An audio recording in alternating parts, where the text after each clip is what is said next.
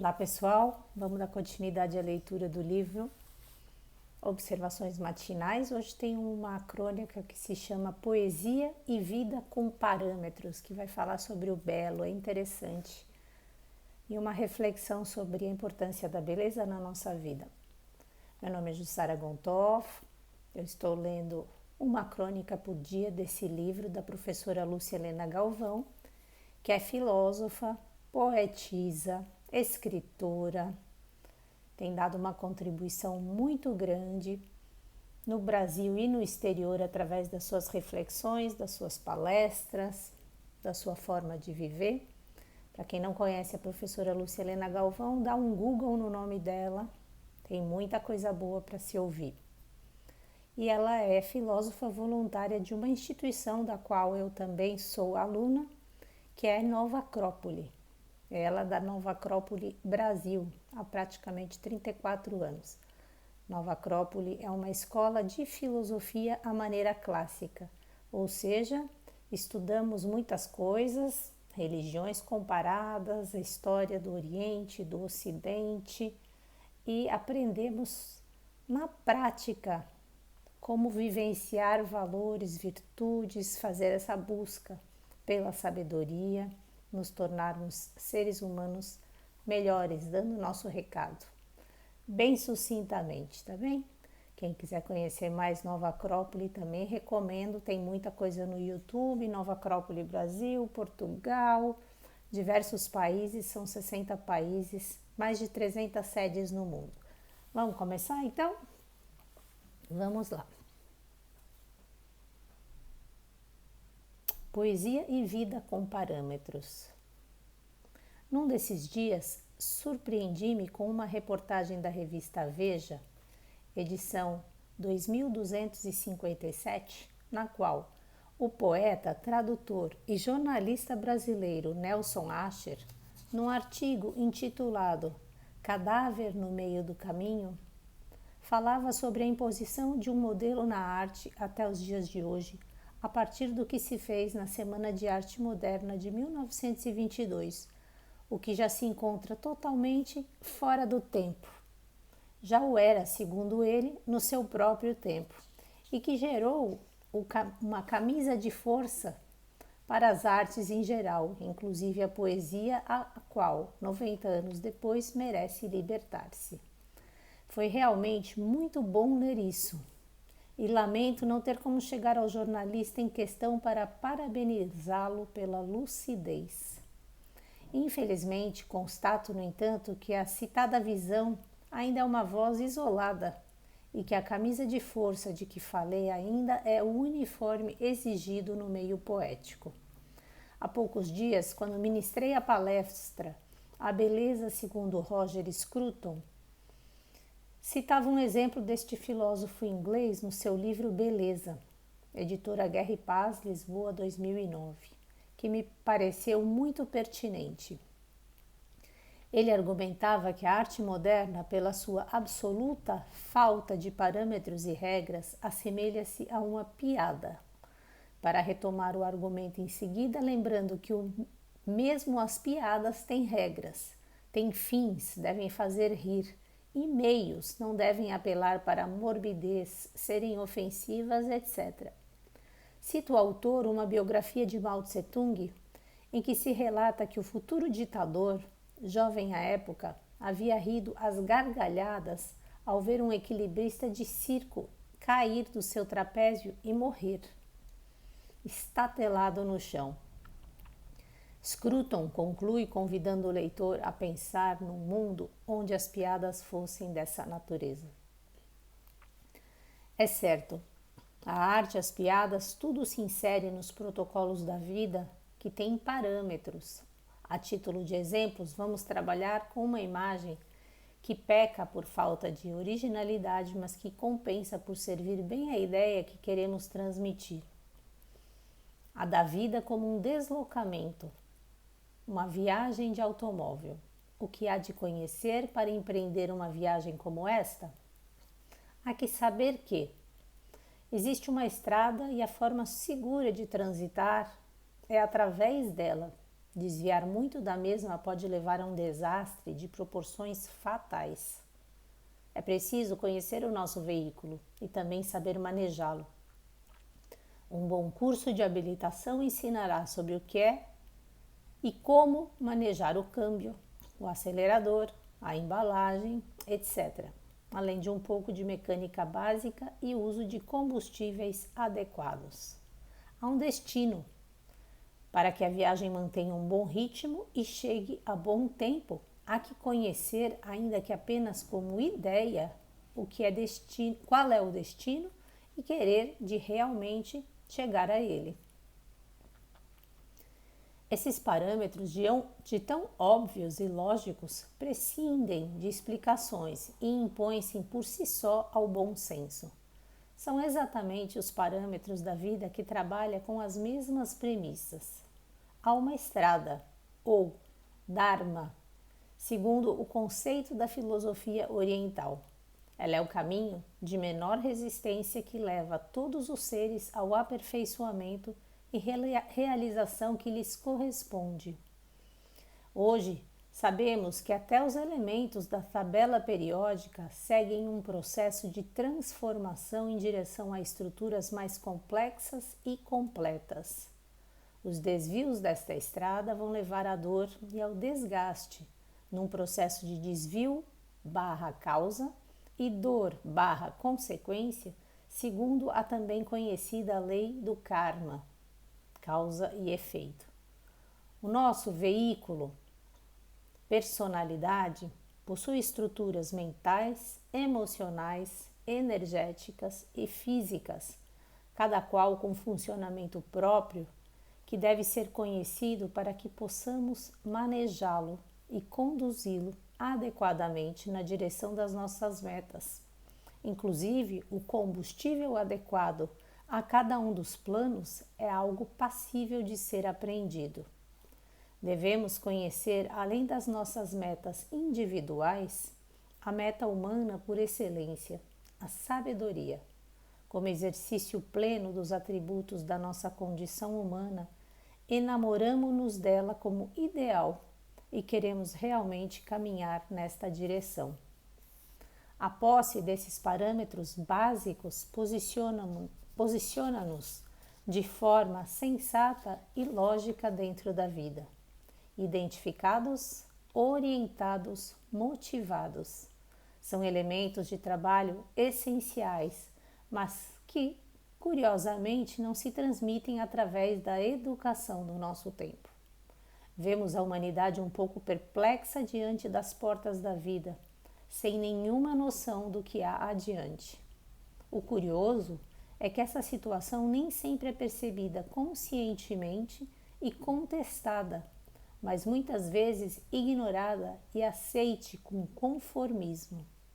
Decora-se a antessala da vida e até se gosta dela.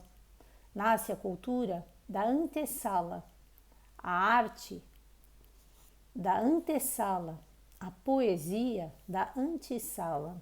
Superficial e destituída de qualquer conteúdo, essa última diverte-se em produzir sonoridades novas e jogos de palavras curiosos sobre coisas absolutamente irrelevantes. Uma arte sem mensagem, um envelope vazio, com um jogo caleidoscópio de aliterações que lembram eventualmente um trava-línguas ou um simples abandono de qualquer forma e a descrição exaustiva de banalidades. Enfim, chamada a falar sobre uma vida relativamente à qual não conhece nem os parâmetros básicos, parada ante a porta de entrada, a poesia moderna parece não ter nada a dizer.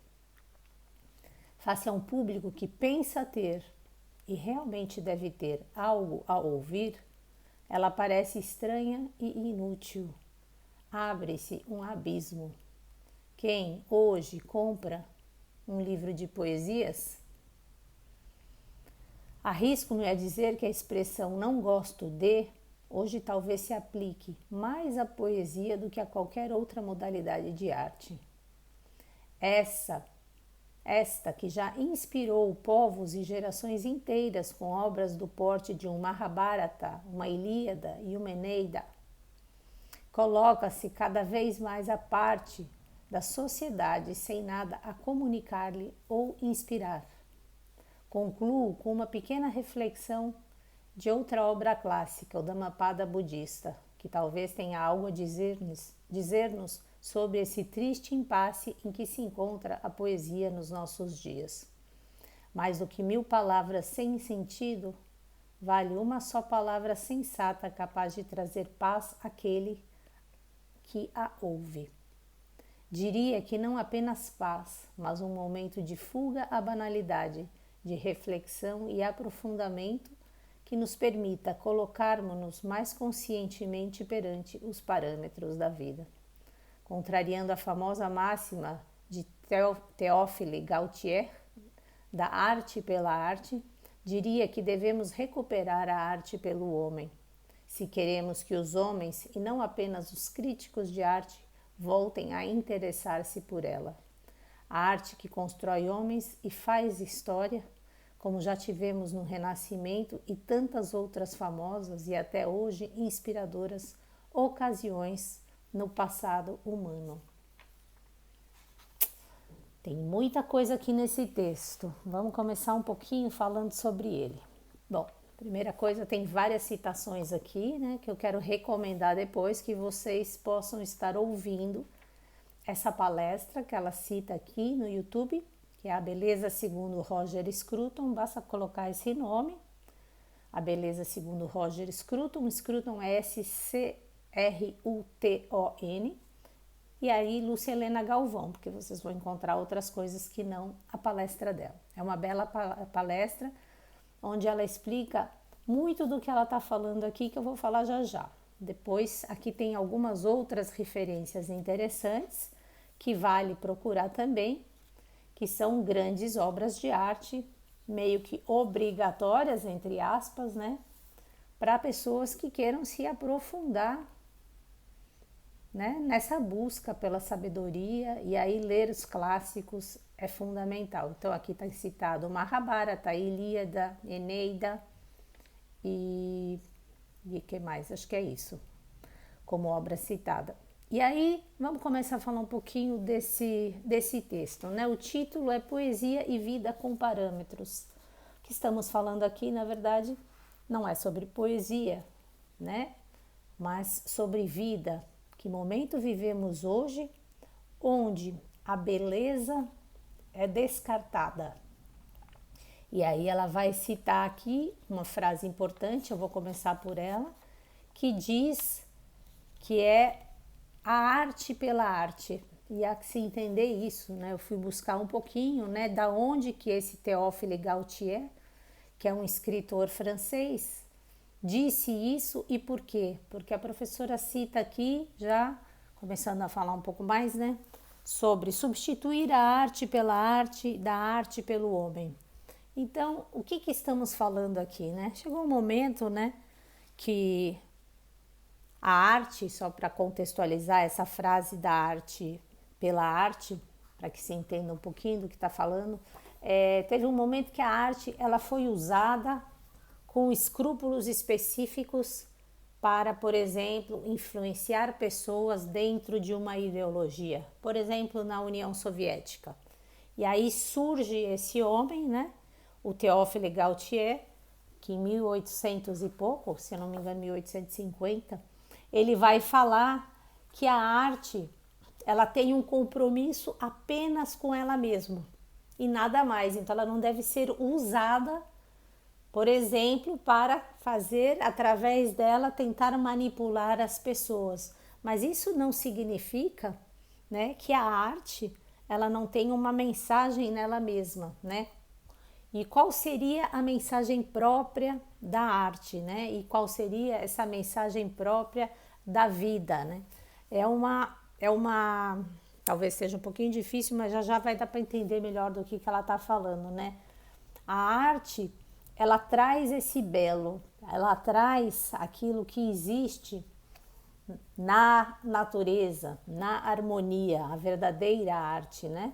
E há que se evitar ter preconceito quando se fala sobre a verdadeira arte, porque hoje a gente vive num momento em que todo mundo diz que qualquer gosto é válido, né? Não, esse é o meu gosto, aquele é o outro gosto. E é um pouco sobre isso que a professora Lúcia está falando aqui, discorrendo sobre a importância da gente ter parâmetros na vida que vão balizar a nossa consciência, a nossa identidade, né, humana. Então a arte ela seria esse fio pela harmonia estruturante que vai revelar aquilo que a gente tem dentro da gente. Vou explicar então um pouco mais agora sobre isso de uma maneira mais voltada aqui para o texto.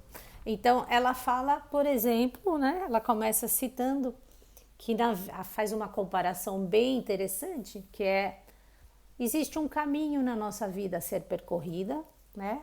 Existe uma lei que se chama aqui, né, que na filosofia oriental indiana esse é conhecido como Dharma. Existe uma lei por detrás de toda a vida, que seria essa estrada que a gente tem que percorrer em direção a uma evolução. Uma evolução, todas as coisas vão ter a sua evolução. Se a gente olhar na natureza, a gente vai vendo que a natureza ela vai evoluindo sempre, né? E existe então essa estrada que ela faz uma comparação com a nossa vida. Então, se a gente sabe para onde a gente quer ir, quer dizer, sermos os melhores de nós mesmos, a gente vai direcionar a nossa vida dentro dessa estrada e para isso a gente precisa conhecer o nosso veículo, que ela faz essa comparação. O que seria o nosso veículo? Nosso corpo físico, nossa mente, nossas emoções, nosso corpo prânico, como é que ele funciona? Então eu preciso reconhecer que eu tenho dificuldades às vezes emocionais se alguém me diz não. Eu tenho que reconhecer que eu tenho a preguiça, que às vezes eu não quero me levantar. E aí eu vou sabendo de que forma é o meu veículo, assim como eu conheço um carro, e vou sabendo manejar, como é que eu vou conduzindo isso. Bom, se eu sei que eu tenho a preguiça, por exemplo, eu não vou ouvir essa preguiça. Eu vou levantar apesar de ouvir e vou fazer aquilo que é o melhor para a minha pessoa, para o meu crescimento, que com certeza não é ceder à preguiça. E eu sei que existe um destino para onde eu quero chegar na minha vida, que é o quê, né? Conhecer, né, esse meu veículo e fazer com que eu seja um ser em aperfeiçoamento, trazendo o belo para a minha vida, trazendo aporte à humanidade e sentindo, basicamente, né, voltando a essa ideia da unidade, todos somos uma unidade. Então, se eu sei esse meu destino, eu vou direcionar a minha vida para isso. As minhas escolhas vão ser feitas em função disso e para isso eu preciso ter, como num carro, né? Eu tenho um destino, eu preciso manter um ritmo, eu preciso ter esse senso, né? Que é o que ela sempre fala, né? Sem pressa e sem pausa, né? Se eu não cumpro com esse meu destino, que é a lei do Dharma, que não é só meu, é uma lei universal, como ela diz aqui, as tabelas periódicas, todos os elementos, é uma tabela da química, né, para quem já estudou química, que foi provado, né, que sempre esses elementos eles estão ficando cada vez mais complexos, eles continuam em transformação. Se eu não faço isso nessa direção, então eu vou na verdade, ser direcionada, né, para o efeito das minhas ações. Então, é o Dharma e o Karma, sendo o Karma o efeito das minhas escolhas de uma maneira bem simplista, né, explicando aqui de uma maneira bem simples, na verdade. E aí ela fala sobre a questão da arte. Então, a arte, e aí ela vai citar a poesia, sim, né, a arte ela quando ela está sendo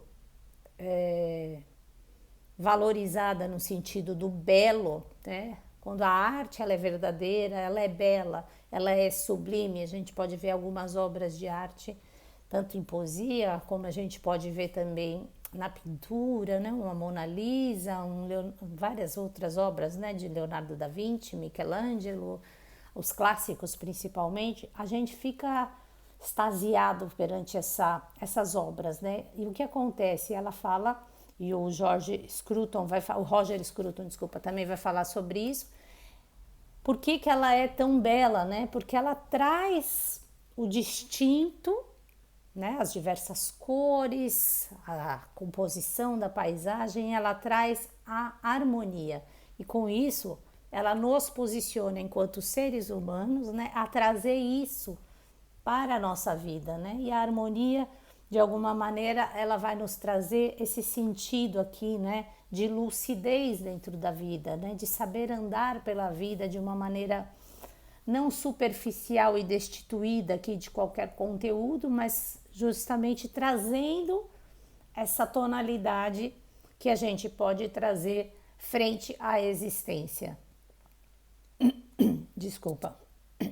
Então, basicamente, no momento, desculpa, que a gente diz, né, que hoje não precisa mais ter belo, que qualquer coisa vale, a gente vai tirando da sociedade essas inspirações que fazem com que a gente se lembre da nossa verdadeira natureza e que nos permitem nos educarmos, né? Porque a gente se educa quando a gente olha, quando a gente ouve o belo.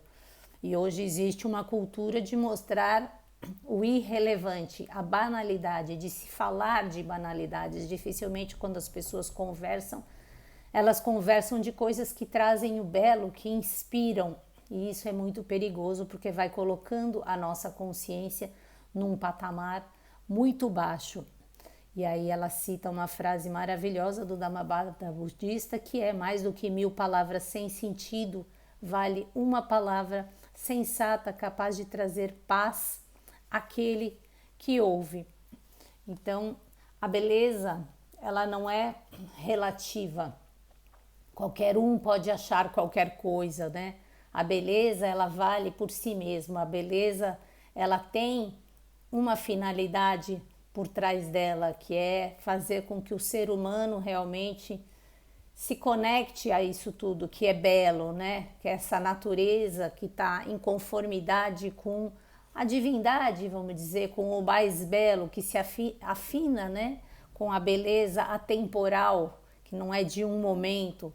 É por isso que a arte, ela humaniza as pessoas. No momento que a gente vê o belo, a gente consegue sentir algo de sublime, sentir essa unidade, e sentindo essa unidade, saber que eu também tenho o meu papel no mundo e posso trazer isso. Então a minha vida, ela fica mais sólida, mais digna, né?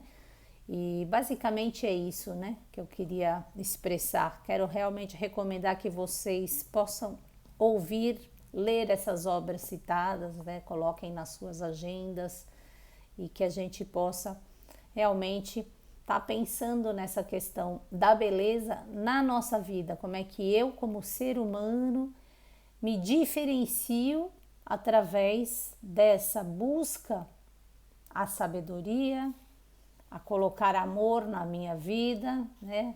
Essa busca pelo conhecimento, mas do que é mais qualificado, né? Do que aquilo que é uno. E é isso, pessoal. Beijos para vocês e até amanhã, se Deus quiser. Bye, bye.